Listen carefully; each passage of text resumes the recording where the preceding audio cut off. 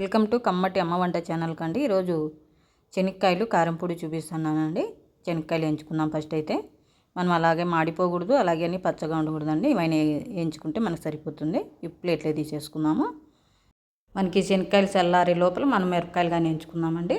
చూడండి, కొద్దిగా ఆయిల్ కానీ వేసి వేయించుకుందాము. మనకు ఘాటు రాదండి కొంచెం ఆయిల్ వేయడం వల్ల. మీ పైసీని వేసిన బట్టి మీరు మిరపకాయలు తీసుకోండి. మాకైతే ఏమైనా ఘాటు ఉంటేనే మాకు సరిపోతుందండి. కొంచెం పైసీగా తింటాం మేము. చూడండి, మిరపకాయలు కానీ ఏం చేసుకున్నామో ప్లేట్లో తీసుకొని కొంచెం చల్లార్చినాను. నేనైతే చిన్నదండి, మిక్సీ గిన్నె 2 సార్లకి వేస్తున్నాను. ఒకసారి మిరపకాయలు వేసి ఆడిచ్చేద్దాము. చూడండి, కొంచెం బరగ్గానే ఆడిచ్చినాను. ఇప్పుడు మళ్ళీ శనక్కాయలు వేసి ఆడిద్దాము. నేను శనక్కాయలు కానీ 2 సార్లకి వేస్తున్నాను.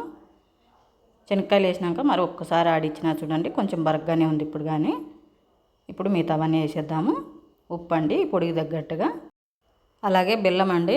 ఇష్టం లేని వాళ్ళు అవాయిడ్ చేయండి. అలాగే వెల్లుల్లి అండి, కొంచెం బెల్లం వేస్తేనే బాగుంటుందండి. చూడండి, ఇప్పుడు మెత్తగా ఆడిచ్చేసుకున్నాము. ఇట్లా ముద్ద కడితే ముద్ద రావాలండి. అప్పుడే మనకి పల్లీల్లో ఆయిల్ అంతా గడ్డకు వచ్చి మంచి స్మెల్ వస్తుంటుందండి. మనకు పొడి ఆడిచ్చినాక ఎంత మంచి స్మెల్ వస్తుందండి. అసలు గుమాలు ఇచ్చాను ఇల్లంతా కారం పొడి ఆడిస్తుంటే. మరో కానీ ఆడిచ్చేసుకుంటానండి. చూడండి, అది కానీ ఆడిచ్చేసుకున్నాను. మనం ఇదంతా ఒకసారి కలిపేసి ఒక గిన్నె తీసుకొని ఇది చల్లారినాక ఒక డబ్బాలోకి తీసి పెట్టేసుకుందామండి. మనకి ఎన్ని రోజులు ఉన్నా స్మెల్ రాదండి చల్లారినాక డబ్బాలోకి వేసి పెట్టుకుంటే. లేకుంటే కొంచెం అదో రకమైన స్మెల్ వస్తుంటుంది మనకి. అలాగే కాలేదు వేసేస్తే మనం మిక్సీకి కొట్టినప్పుడు హీట్ వచ్చి ఉంటుంది కదా కారం పొడి.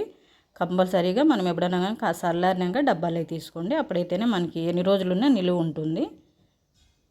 చూడండి, నేను వేడివేడి అన్నము అలాగే కారం పొడి వేసుకొని కొద్దిగా నెయ్యి వేసుకొని కలుపుకొని తినేస్తాను. మా ఛానల్ మీకు నచ్చినట్లయితే తప్పకుండా లైక్ చేయండి, అలాగే షేర్ చేయండి. మేము వీడియో ఫస్ట్ టైం చూస్తుంటే తప్పకుండా సబ్స్క్రైబ్ చేసుకోండి. అలా అయితే మేము పెట్టే 10 వీడియో లేటెస్ట్ వీడియో మీకు వస్తుందండి.